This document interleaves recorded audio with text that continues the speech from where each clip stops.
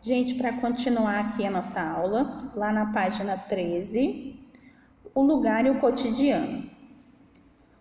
A categoria lugar está relacionada aos espaços em que os indivíduos constroem vínculos afetivos, ou seja, professora, a escola é um lugar onde eu construo vínculos afetivos? Sim.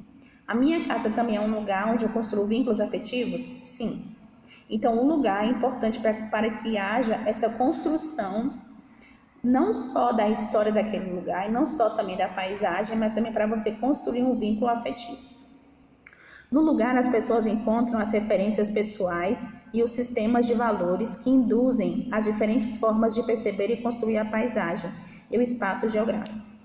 O lugar é resultado de significados construídos pelos referenciais afetivos. O conceito de lugar refere-se a um mundo vivido no cotidiano, ou seja, aquele lugar é um mundo onde você está vivendo, no cotidiano, no dia a dia. O lugar é um quadro de referência de mundo para as pessoas. Cotidiano e lugar são elementos que se entrelaçam mostrando o mundo. Esse imbricamento de as pessoas e suas visões do mundo, com a globalização atual, as dimensões espaciais se interrelacionam, local, região, nacional, global, estão no mesmo lugar.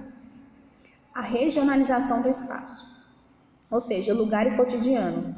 Quando você associa o lugar e aquilo que você vive diariamente, ou então aquilo que acontece diariamente, você consegue perceber aquele espaço. Então, suponhamos, professora, em tal lugar diariamente falta água.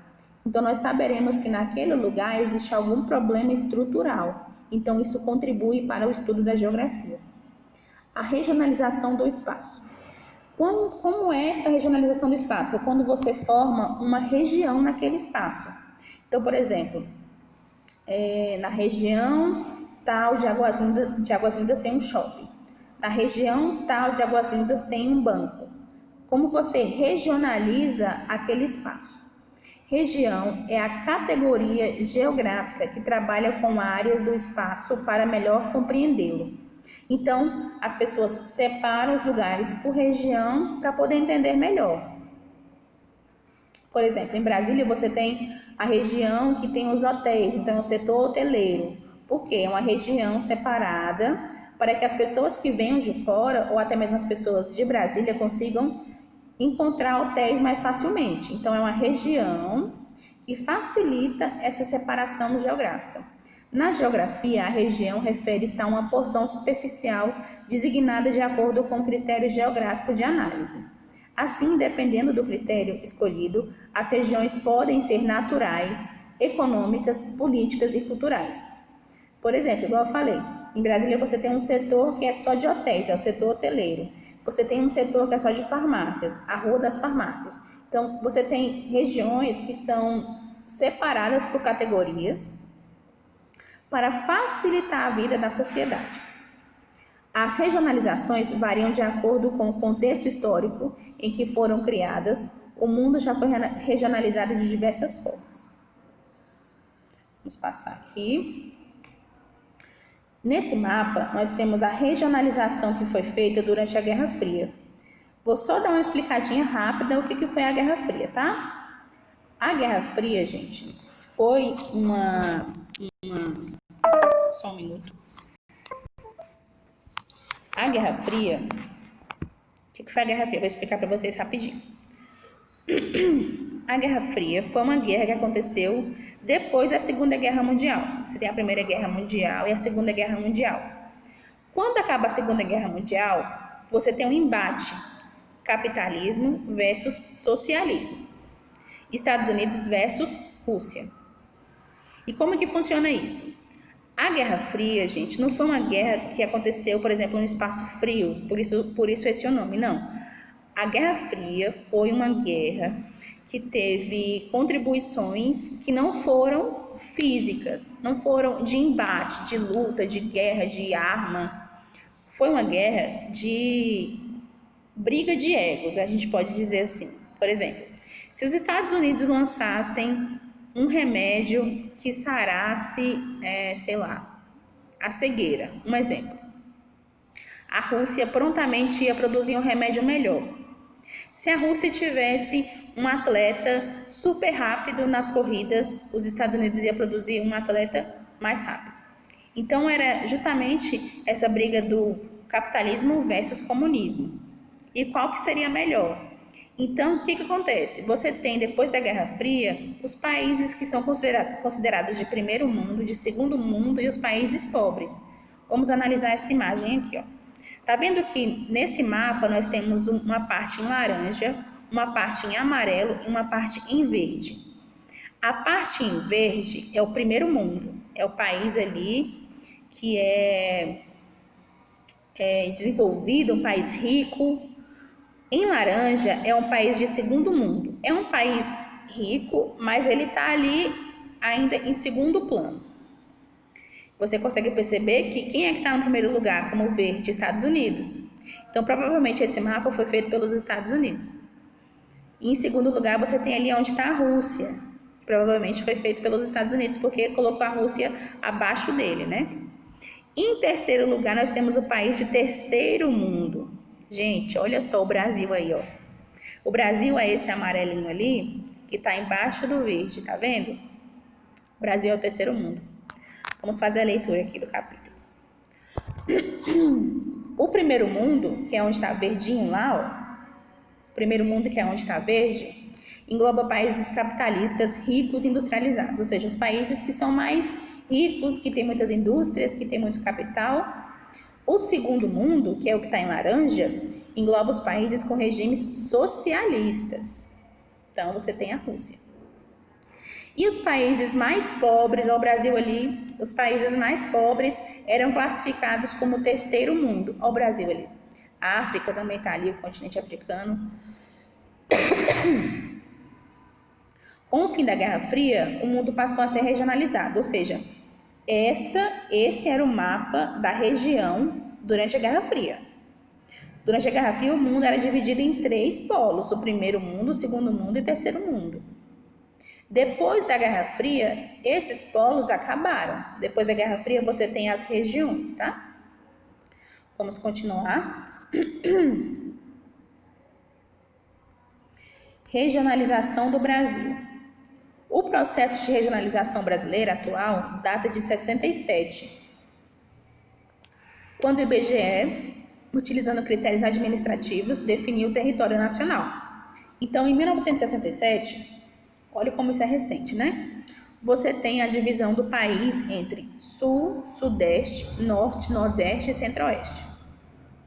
Como é a nossa divisão hoje? E nós moramos no Centro-Oeste. Com base nessa divisão, o IBGE passou a coletar e organizar os dados dos seus censos que possibilitaram o desenvolvimento de diversas localidades brasileiras. Então, o IBGE pega o território brasileiro, divide nessas 5 regiões, Sul, Sudeste, Norte, Nordeste e Centro-Oeste, para facilitar a organização do país. Por ser oficial, a regionalização do IBGE divide as regiões considerando os limites entre os estados. Então, você tem os limites ali entre um estado e outro. Além do critério político-administrativo, as características naturais e geográficas também são usadas. Vamos continuar aqui. Só um minuto. Só um minutinho.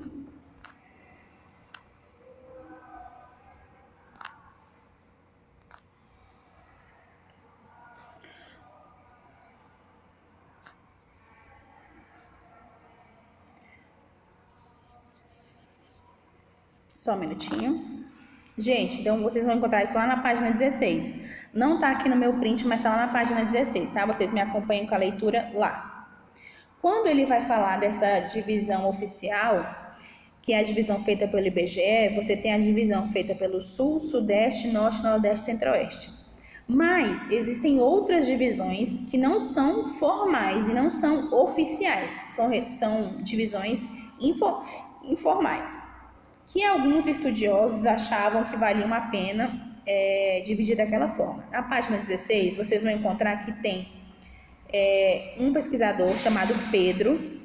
Ele dividiu o Brasil entre Amazônia, Centro-Sul e Nordeste. Pedro não queria saber se tinha sul, sudeste, nordeste, centro-oeste.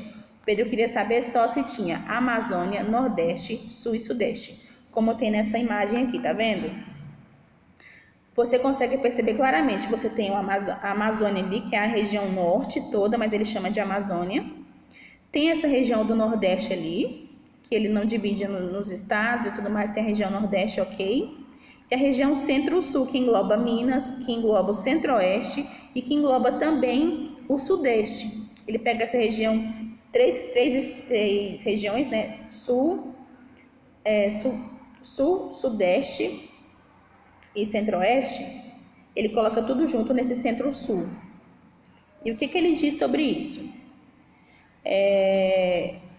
Outra importante regionalização não oficial do Brasil, baseada na difusão da ciência, tecnologia e informação, ou seja, ele divide o Brasil não só nessa região de limites, ele também divide o Brasil numa região que ele acredita que seja mais importante no sentido tecnológico.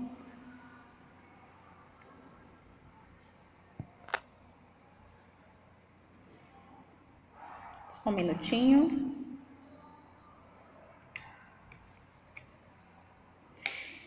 E aí, o que acontece? Outra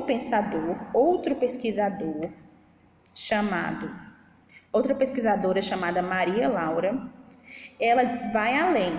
Além dela, ela não pega essa parte de sul, sudeste, norte, nordeste, centro-oeste, e também não pega essa divisão Amazônia, nordeste e centro-sul.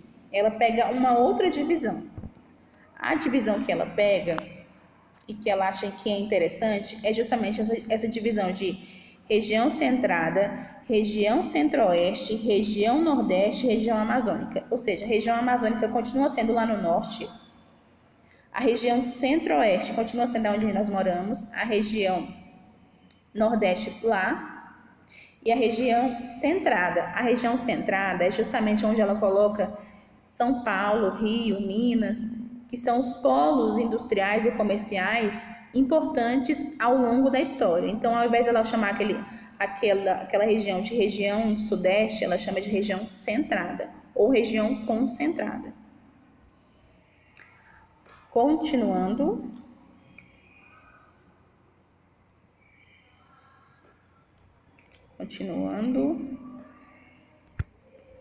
A cartografia e a leitura do mundo. Gente, quando você estuda um mapa, ou você entende o mapa mundi, por exemplo, e quando as pessoas fazem aquele mapa, é para que as pessoas possam entender a cartografia e ler aquelas regiões e, consequentemente, ler a todo o mundo.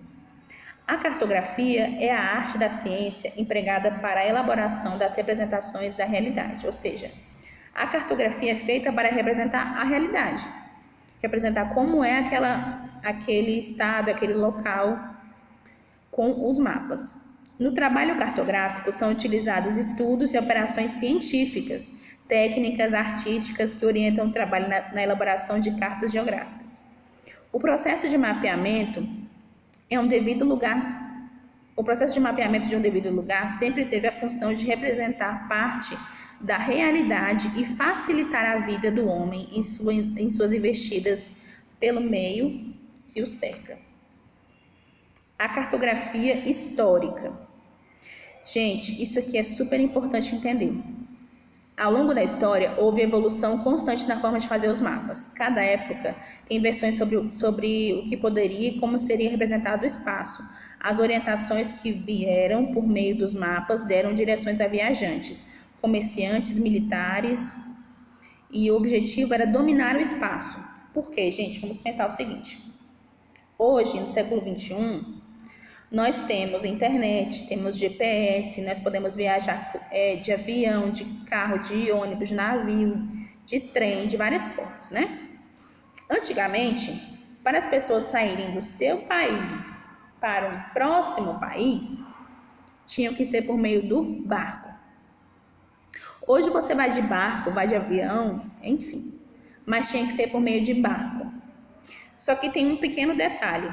As pessoas achavam que, principalmente a Europa, achava que não existia nada além da Europa.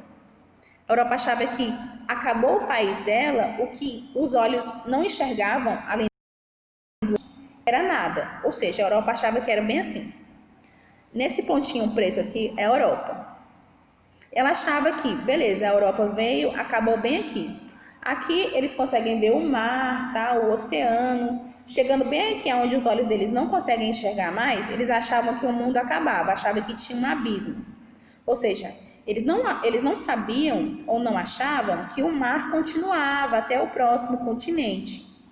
Eles achavam que, chegando aqui no final, onde os olhos deles podiam enxergar, o mundo acabava e tinha um abismo, ou seja, tinha uma queda infinita. Ou seja, gente, esses navegantes, esses marinheiros, não viajavam além da vista do que eles podiam ver. Raramente eles se aventuravam a viajar bem aqui pertinho, onde está, por exemplo, a praia. Qual é o país da Europa que vai fazer isso primeiro? Portugal. Por quê? Porque ele vai buscar as especiarias lá na Índia. E como Portugal não queria pagar muitos impostos para a Itália, ele pensa o seguinte: bom, eu não quero chegar nas Índias por meio da Itália para não pagar impostos, eu quero passar por um lugar que é de graça, que eu vou chegar nas Índias de graça e vou conseguir lucrar de graça. Basicamente isso. Então, Portugal pega, convida e contrata alguns marinheiros experientes para ir com eles. E Portugal começa a navegar bem ali na costa da África, até chegar nas Índias. Mas nunca chegando muito longe. Por quê? Porque além deles acharem que tinha um abismo aqui, eles também achavam que tinham animais gigantes, povos gigantes, baleias gigantes. Então eles tinham medo do mar. O mar era um mistério. Só que pensa comigo, para que esses navegantes pudessem chegar na costa da África, viajando pelo mar da África para chegar lá nas Índias, eles tinham que saber de geografia, não tinham? Eles tinham que saber do mapa. Como que você vai viajar no mar sem GPS se você não tem um mapa? Os mapas foram sendo construídos ao longo do tempo. E esses mapas, nessa época, eram segredos de estados. Porque, por exemplo, se eu faço um mapa e o meu amigo do outro país não faz, ele que faça o mapa dele, porque dava muito trabalho para fazer esses mapas. Tudo bem, gente? Vamos continuar aqui. A primeira história de mapa que as pessoas têm conhecimento é esse mapa feito há 2.300 anos antes de Cristo e foi encontrado na Suméria. Olha como é que esse mapa era feito, tá vendo? As pessoas detalhavam mesmo aquela região para que os próximos que viessem para ver, ou até mesmo eles, pudessem consultar como é aquela região. Como é aquela região? Qual que é a distância daquela região? Com as grandes navegações, o que eram grandes navegações? Vou explicar rapidinho para vocês. Lembra que eu falei para vocês que Portugal saiu lá de Portugal, alguns marinheiros saíram de Portugal, e navegaram pela costa da África para chegar lá nas Índias? Lembra que eles navegavam, gente, sempre pertinho da praia, sempre onde eles pudessem ver que tem uma areia, que tem uma natureza. Por quê? Porque se aparecesse algum monstro no mar para eles, eles iam rapidamente conseguir chegar na natureza e na praia. Então, eles viajavam bem pertinho assim da praia, nada muito assim dentro do oceano, para que não corresse esse perigo. Então, à medida que eles iam avançando naquela praia, eles iam marcando no papel. Tipo assim, virando à direita a tantos graus, a tantos metros, a gente consegue achar um lugar seguro para conseguir navegar. Então, eles iam fazendo mapa ao longo da viagem. Então, esses mapas eram segredos de Estado mesmo. Porque, por exemplo, se eu quero chegar nas Índias para fazer um comércio, para não pagar imposto e vender aquelas especiarias ao preço que eu quiser vender, eu tenho que ter esse segredo de Estado, ou seja, esse mapa muito bem guardado. Porque se outros países têm acesso a esse mapa de como navegar de uma maneira muito segura, outros países também vão fazer a mesma coisa que eu. E acaba que a pessoa perde lucro. Por exemplo, a cidade só tem uma padaria. E essa padaria, ela pode colocar o preço que ela quiser no pão. Por quê? Porque ela é a única padaria. Agora, se chega outro comerciante e abre uma padaria do lado, aquela padaria antiga não vai ter que diminuir o preço e não vai ter que colocar o preço parecido com a outra padaria para que ela possa vender? É a mesma coisa. Quando Portugal chega nas Índias, ele pega aquelas especiarias e vende pelo preço que ele quiser. Mas quando outros países começam a chegar também nas Índias pelo mesmo caminho que Portugal fez, o preço que ele colocava lá em cima, por exemplo, para vender o açúcar, teve que cair. É mais ou menos essa a ideia. Conseguiram entender? Então, os mapas, eles eram elaborados à medida que eles iam avançando naquele território, avançando naquela expansão marítima, e eles guardavam esses mapas muito bem guardados. Por quê? Porque se outros países tivessem acesso, outros países com certeza iriam lucrar em cima disso. Tudo bem, gente? Passando aqui para finalizar a aula bem rapidinho, elementos do mapa. Um mapa não é simplesmente uma imagem colorida. Ele é a representação codificada de um lugar, ou seja, um mapa, ele contém códigos daquele lugar. Então, ele contém um título, ele contém uma fonte, ele contém uma orientação, ele contém coordenadas geográficas que as pessoas consigam se achar usando o mapa como se fosse realmente um local de informações. Então, quando você vê um mapa, você não enxerga somente lugares coloridos, regiões coloridas. Aquele mapa tem uma história. Aquele mapa, ele te ensina a chegar a lugares sem que outra pessoa possa falar. Então, você pega um mapa, entende, esse mapa esse mapa é o mapa de Águas Lindas. E ele tem uma fonte. E esse mapa vai me ensinar como chegar na administração, por exemplo. Então, eu vou conseguir chegar na administração sozinha, só com um mapa, com aquelas informações feitas. Gente, esse é o conteúdo da aula de hoje. Espero que vocês tenham entendido o conteúdo. Qualquer dúvida sobre o conteúdo estudado até aqui, podem me perguntar. Vocês vão ter uma atividadezinha para fazer em cima desse conteúdo que nós estudamos hoje, que vai da página 11 até agora esse elementos do mapa. E vocês vão, vai da página 11 até a página 17, se eu não me engano. E vocês vão responder de acordo com o que está no livro de vocês, tá? Vocês podem me mandar essa atividade até sexta-feira que vem, mas quiserem me mandar antes, podem, tá? Não precisam copiar as perguntas no caderno, só precisa responder. Então, por exemplo, questão 1, resposta tal, questão 2, resposta tal, e vai respondendo para mim. E me mandem, podem mandar foto, podem fazer no computador, no arquivo de Word e me mandar lá, pode mandar como PDF, o importante é mandar, tá bom? Não fiquem sem mandar atividade, gente, porque é super importante para vocês, ainda mais nessa fase. Entender como funcionam os mapas é fundamental para a geografia, tá? Espero que tenham gostado da aula e tchau!